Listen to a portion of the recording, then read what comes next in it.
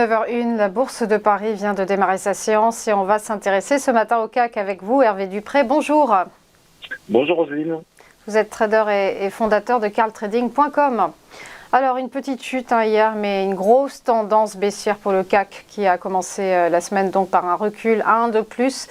9 séances dans le rouge sur les 10 dernières et un plus bas pour l'indice parisien que l'on n'avait pas atteint ce plus bas depuis février 2021.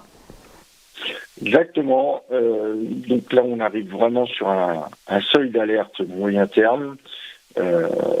Toutefois, le marché, dans sa manière d'évoluer en intraday, montre qu'on est peut-être en train de faire une pause sur ce seuil. D'ailleurs, ce matin, nous aurons un gap haussier par rapport à la clôture d'hier à 5769. Alors, peut-être que ce gap, s'il arrive à être maintenu et sans refaire un nouveau plus bas aujourd'hui, pourra mettre un terme à cette glissade, somme toute relativement contrôlée. Je rappelle qu'aujourd'hui, nous avons plusieurs discours, et notamment celui de Jérôme Powell, les commandes de biens durables. Donc, en fait, pour endiguer cette baisse un petit peu larvée, ce qu'on attend, c'est un game changer, soit côté news macro, soit côté discours de Powell, qui fait état de cause de voir que les décisions prises n'engagent guère les investisseurs à venir s'exposer sur le marché action. On note aussi une divergence entre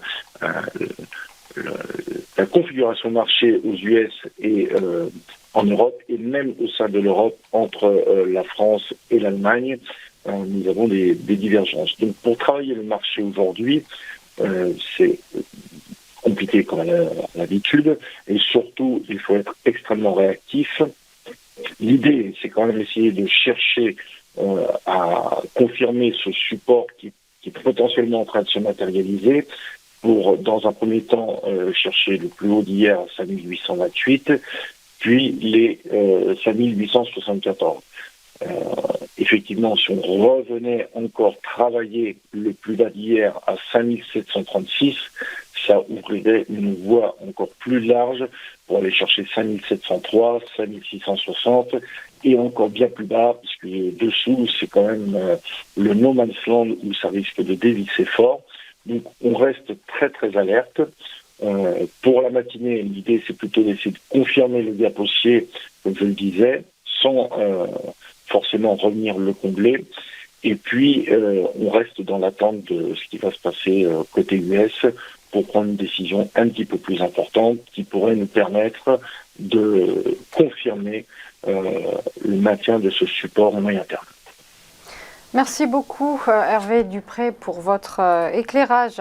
À suivre, quelles valeurs vont se démarquer aujourd'hui? Vous saurez tout avec les Market Movers.